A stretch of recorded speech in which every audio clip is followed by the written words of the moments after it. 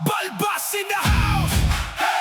Ayun, tama yung pinindot mo, bossing. Hindi ka nagkamali. So, dahil marami pa rin nagre-request nung drop na na-take down na, hindi na natin pwedeng ibalik yon mga bossing. Malabo na po yun. Pero ito, ibabalik natin yung drop. Pero ito yung mas naunang drop. Medyo may pagkakaiba sa kwento at hindi si Binso yung gumanap. Mas nauna to. Simulan na natin. Sa simula ng palabas, nakikipag-break ang isang lalaki sa jowa nito dahil plano nitong lumipat sa pampublikong paaralan. Dahil balak din nito na sumali sa isang gang. Nang makalipat na siya, tinanong siya ng mga kaklase nito kung bakit mula sa private ay lumipat siya sa public. Siya si Hiroshi Shinanogawa, pangarap nitong maging delinkwente. Sa kabilang banda naman, ginugulpi ng isang lalaki ang dalawang estudyante mula sa ibang eskwelahan tapos ay inutusan niya ang mga kasamahan nito na dalhin sa kanya ang bagong lipat na estudyante at kumilos ang dalawa sa mga ito para hanapin si Hiroshi. Pagdating sa isang classroom, nasaan yung bagong lipat? Siya si Moriki. Sumunod ka sa akin. So saan tayo pupunta? Tumahimik ka at sumunod ka na lang. Ito naman si Wanko. Pagdating nila sa ilalim ng tulay, ikaw ba yung bago? Ito naman si Lupin. Nandito na siya.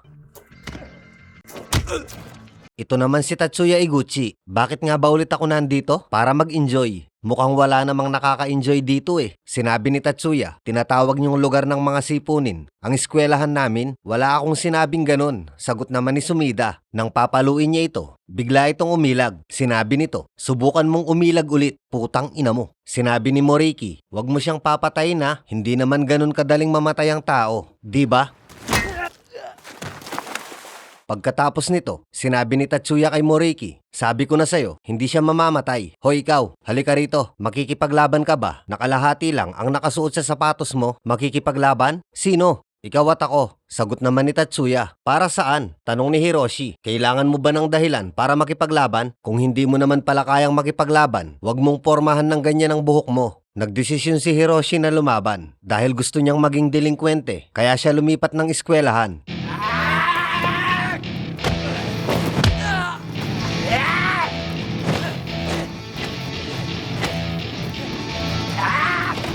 Welcome to my party, we're just getting started. A life is a dream or a nightmare scarring. Hand me a drink cause I think I'm going all in. Get me a shrink who can catch me when I'm falling. Cover up my scars, flip the handlebars. Crashing in my car, wake up in a bar. I'll be a superstar, just on my avatar. This world is so bizarre, empty out the reservoir.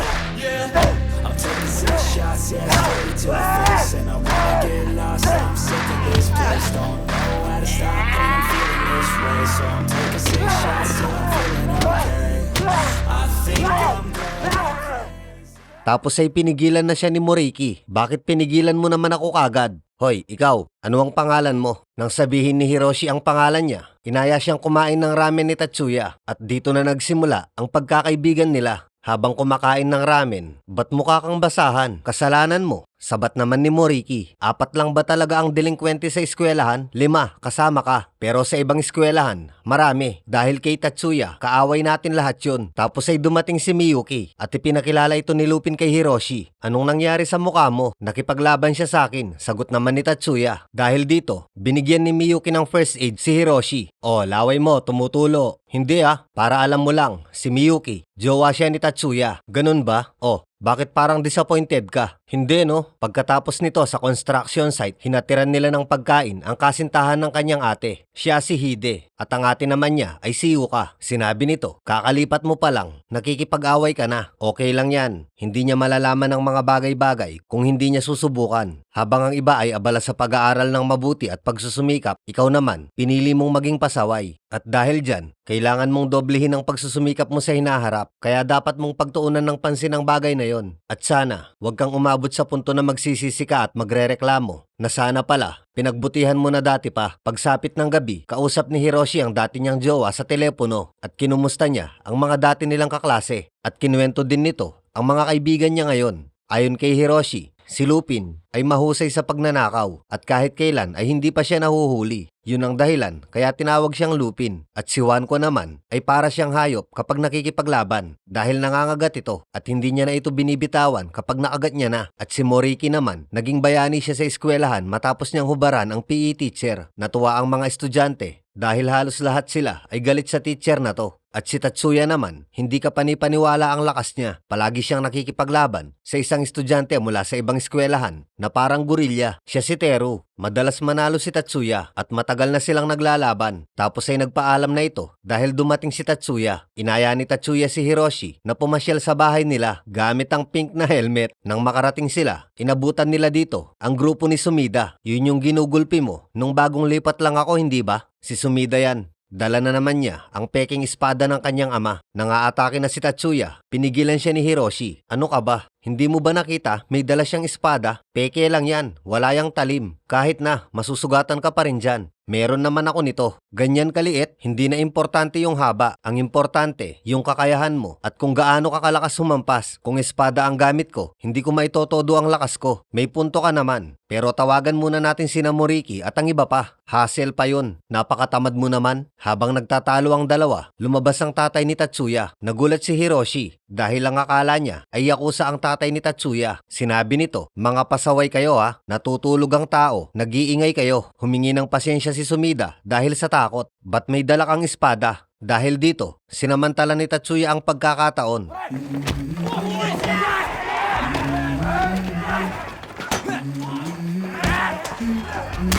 Let's go.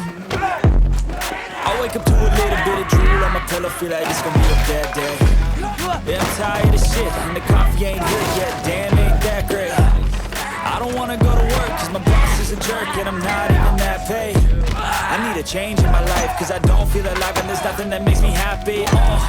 Hold my beer for a minute, I'm about to quit my job, cash in for a ticket. I'm going on a trip, and I don't plan to visit. I'm gonna stay there till I feel like I'm winning, and this is just the beginning. I need a big change, help me feel like living. I need a big swing, home runs I'm hitting, and I'll never look back, moving on till I get it all. We all got dreams, we all want things. But what you gonna do for it? How you gonna move for it? What you gonna be? And do you believe we can do anything? But what you gonna do for it? How you gonna move for it? What you gonna be?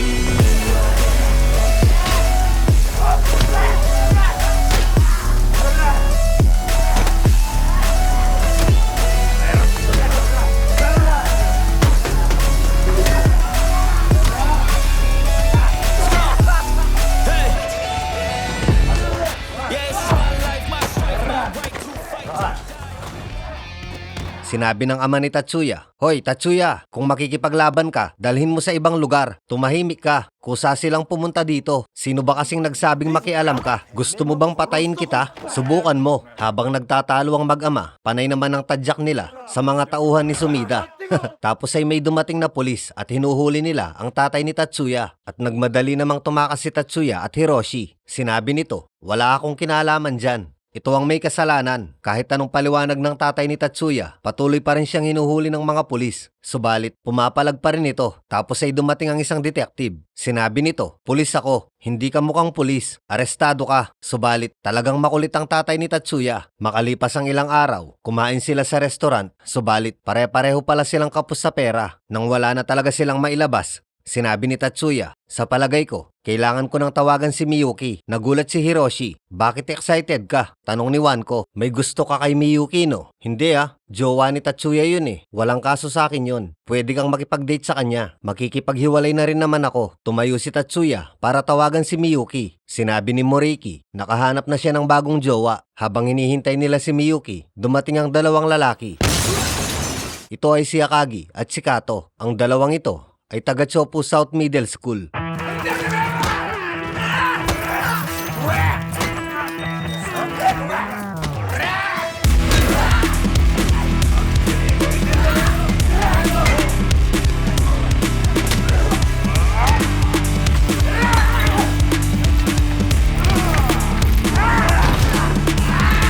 Push past all the pain that you're going through. It won't last if you move how you wanna move. Get lost in the work that you gotta do to be someone better. You can grow into something new. I could be anything that I set my mind to. I do what I need, I can push right through. Fight through those things that are holding me back from the life that I like to have. I'm like, give me time, I'll be just fine. Thought I was worth leaving behind. Get out of your mind, I'll come back better than ever, no matter the weather. Greater than I've ever been, that's my new endeavor. Wala naman palang binatbat tong mga to eh. Tapos ay nagpakita si Sumida. Humingi pala ito ng tulong kay Akagi at Kato para makaganti. Tatandaan ko to. Gagantihan namin kayo. Pumunta ka lang kahit anong oras. Huwag niyong minamaliit ang mga taga North Middle. Hindi pa kami tapos. Tapos ay napansin ni Sumida na paparating ang mga pulis. Kaya inaya niya nang umalis ang mga ito. Sumunod na dumating ay si Miyuki. Ano ang nangyari? Tapos ay dumiretso ito kay Tatsuya. Aray ko. Kinabukasan sa bahay ni Hiroshi, sinabi ni Ono, ano ba yan? Nagulpi ka na naman? Pag-alis ng mga to, maya-maya lang. Tumawag si Miyuki kay Hiroshi para makipagkita sa bahay niya mismo. Pagdating nito, kaagad na umiyak si Miyuki dahil nakipag-break na si Tatsuya. Pinakalma at dinamayan ni Hiroshi si Miyuki. Tapos ay tumawag si Tatsuya at pinapapunta niya si Hiroshi sa bahay nila. Kaya nagpaalam na ito kay Miyuki. Sa bahay nila Tatsuya, sinabi nito, gaganti na tayo ngayon. Bukod kay Sumida, malakas talaga yung dalawa na yon. Si Akagi at si Kato lang talaga ang may kakayahang gumawa nun sa inyo. Ang kalahati ng Chopo South Middle School ay puro mga delinkwente at ang karamihan sa mga gumagraduate ay sumasali sa isang biker gang. Second year pa lang si Akagi at si Kato nang pamunuan nila ang South Middle at may potential sila na maging leader ng biker gang. Ang problema nila ngayon kung saan nila hahanapin si Akagi at si Kato. Tapos ay dumating si Teru. Sinabi nito, balita ko, ginulpi kayo ni Akagi at ni Kato. Ano ang ginagawa mo rito? Baboy, naisip kong ituro sa inyo kung saan tumatambay si Akagi at si Kato. Paano mo nalaman kung saan? Binanatan din nila kami at tinahanap ko sila. So, paano tayo makakapunta doon? Hiramin mo ang kotse ng tatay ko. Kahit mukhang imposible, pinahiram sila nito at nagsimula na silang bumiyahe. Pagbaba nila, halos masuka si Tatsuya dahil sa pagmamaneho ni Teru. Tangina mo, di ka naman pala marunong mag-drive. Hoy, makikipaglaban ka rin? Oo naman. Akala ko ba hindi ka nakikipaglaban? Nakikipaglaban ako kapag ipinaghihiganti ko ang mga kaibigan ko. Nang makita nilang dumating ang mga kalaban, naghanda na sila. Sinabi ni Tatsuya, babanggain natin sila.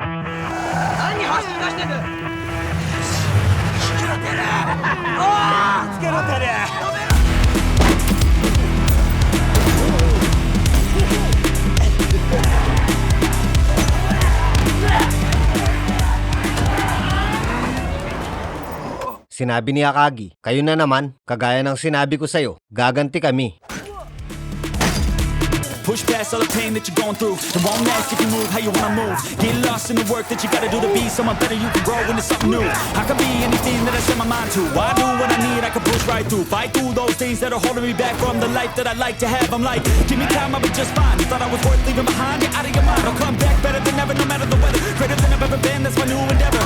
I work hard so the sweat coming off my chin. On par with the greatest that I've ever done it. I'm new, coming back better than before. But don't look at me, cause you close the door. So watch out and fear me now. I can get real mean if you tell me out. I can get real green, got me hawking now. I don't forget those things, don't hear me loud. I focus on myself, I focus on my health. The greatest revenge is building up yourself. Your life and your drive, building up your wealth. Becoming something better than you've ever felt. If you got dreams that you're chasing. Paglipas ng mga araw at pagsapit ng Pasko, magkakasama ang magkakaibigan. Magmula nung laban na yon, naging kasamahan na nila si Teru. Sinabi ni Moriki, balita ko, nakalaya na si Akagi at si Kato. Nakulong ba sila? Hindi mo ba alam? May nakalaban sila. Pagkatapos nating gumanti, siguradong babalikan nila tayo. Eh di maganda, maya-maya lang. May naririnig na silang paparating na motorsiklo. Tama nga sila ng hinala. Bakit kayo nandito? Para tapusin kayo. May ibang dahilan pa ba? Bakit kayo lang? Tanong ni Moriki. Bakit kailangan naming magsama ng marami kung kayo lang ang kalaban? Pagbaba nila, sinabi ni Tatsuya, dahil 3 lang kayong nagpunta rito, 3 lang din ang ilalaban namin. Tapusin natin to sa 1-on-1. Sige, pero tayong 2 ang maglalaban. Lalabanan ko ang kahit na sino sa inyo. Nagbigay ng lugar si Kato kung saan sila maglalaban. Pagdating nila sa lugar, nag-jack and point muna ang mga to kung sino ang mauuna. Mauunang maglalaban si Tatsuya at si Kato.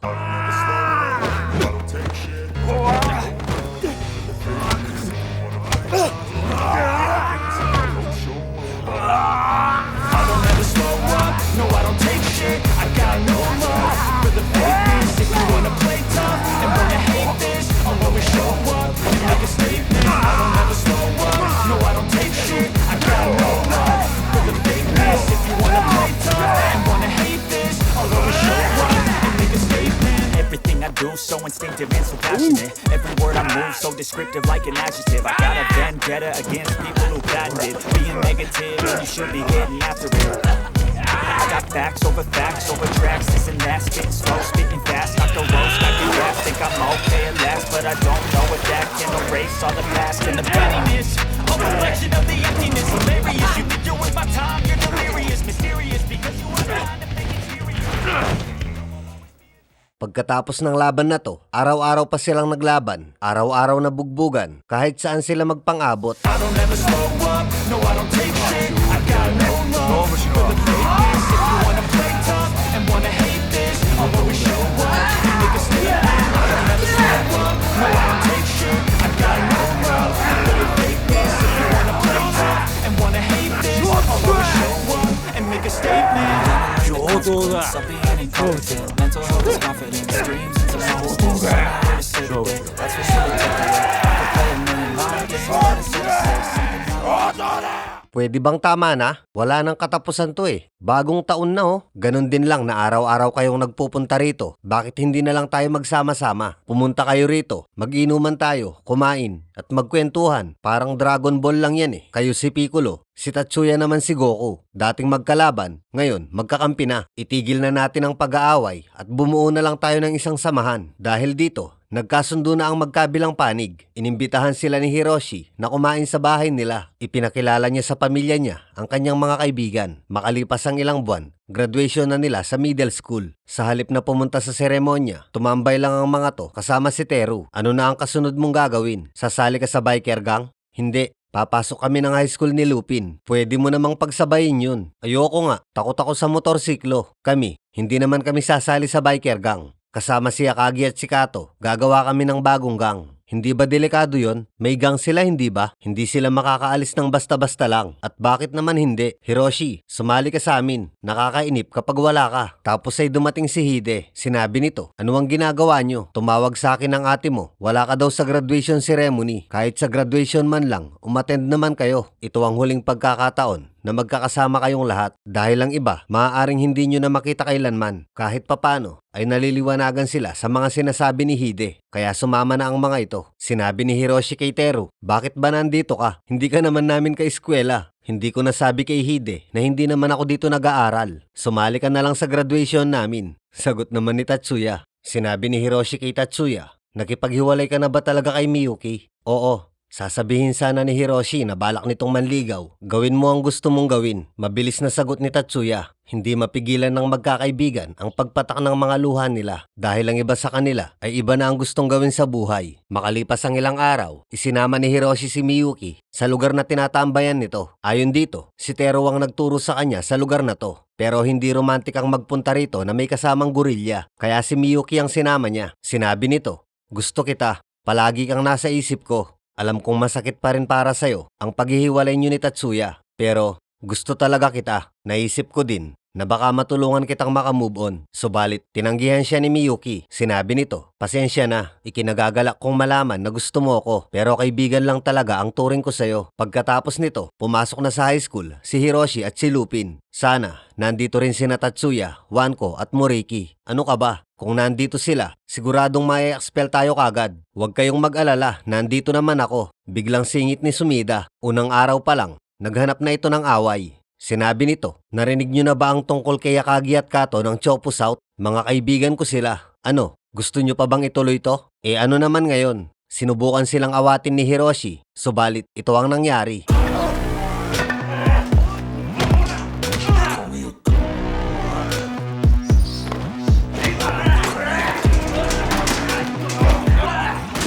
At ayun na nga, sa unang araw pa lang, na-expel na sila. Pagkatapos nito, inalok ni Hide si Hiroshi na sumama na lang sa trabaho nito. Pumayag si Hiroshi dahil sa magandang pasahod. Kung ganon, kailangan ko nang bumili ng wallet. Wala kang wallet? Hayaan mo, ibibili kita. Sa kabilang banda naman, ginawang bihag si Akagi at si Kato ng gang na kinabibilangan nila dahil kumakalas na sila sa grupo. Ayon kay Akagi, mas masaya na sila nakasama si Tatsuya.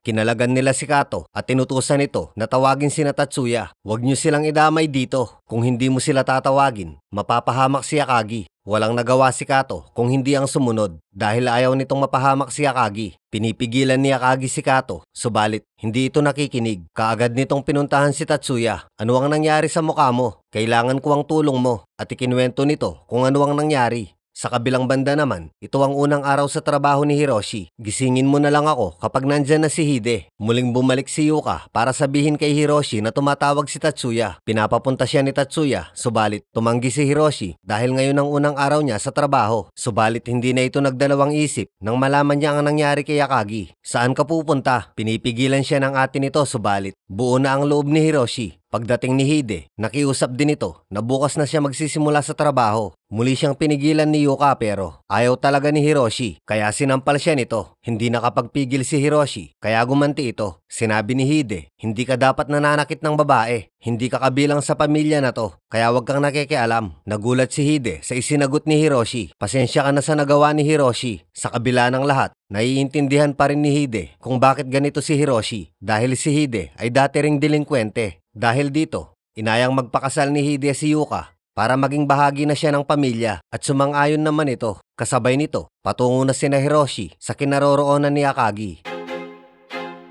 I feel like I'm losing my mind.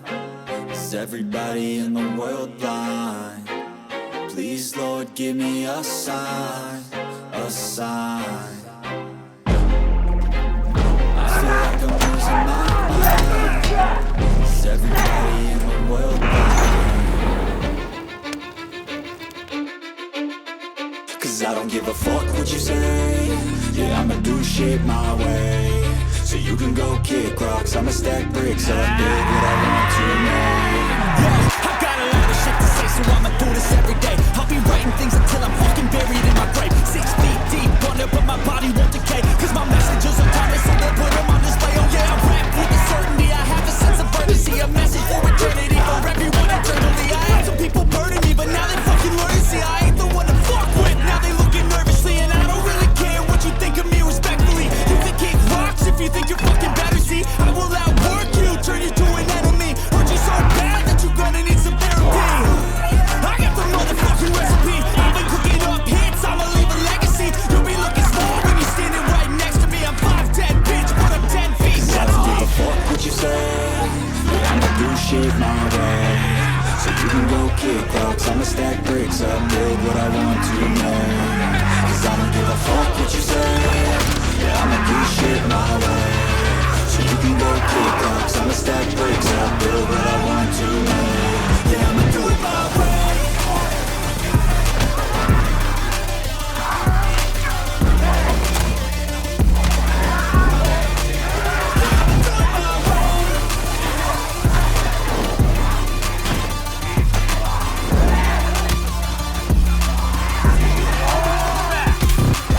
I can't contain it, I'm coming out with a statement. You really changed, man, all your music and arrangement. You don't know shit, shut your mouth, you can say that. I'm the same dude that got his come up from the basement. 100 songs, 100 weeks, didn't change it. Experiments, development, intelligence, and patience. I'll do it all again, 'cause I never feel complacent. Let's keep the good vibes, positivity's contagious. I'm never looking back, 'cause I made a life that's passionate. A college graduate suppressing all his talents, yeah.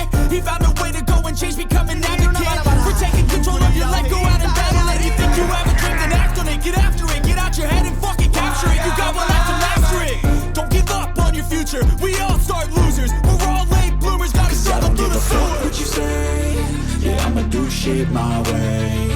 So you can go kick rocks, I'ma stack bricks up, build what I want to make. 'Cause I don't give a fuck what you say. Yeah, I'ma do shit my way. So you can go kick rocks, I'ma stack bricks up, build what I want to make. Yeah, I'ma do it my way.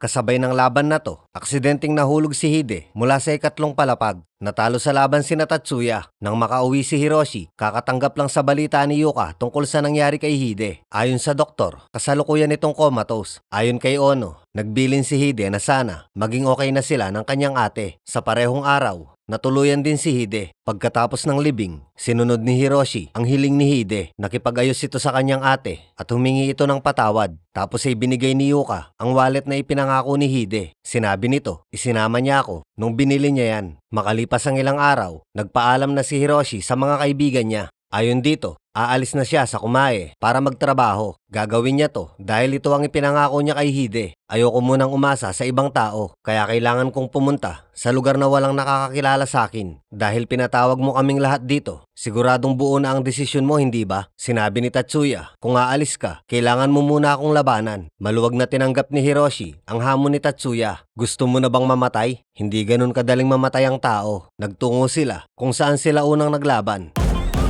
来いよ。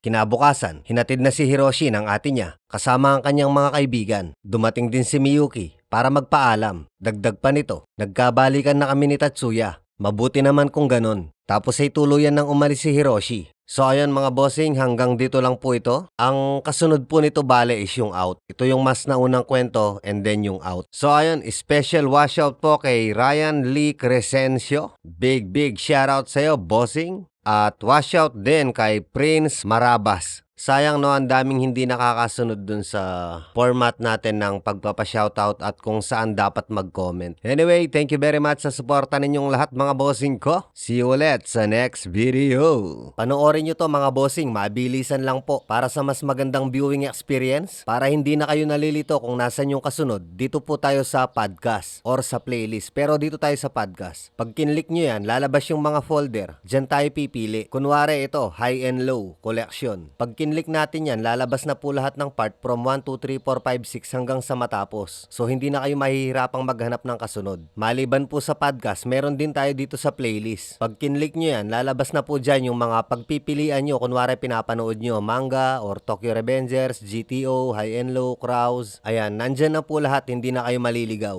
Ganun lang din po sa mobile pag nasa homepage na po kayo ng channel natin. Hanapin nyo lang itong podcast. Tapos scroll lang po, ayan, nandyan na po sila. Pag nag-click kayo ng folder, ayan, sunod-sunod na din sila. At sa mga gusto namang magpa-shoutout, comment lang sa latest video. Latest video po #balbas, name and location. Ito po yung format nasa screen. So ayun lamang po, bye-bye!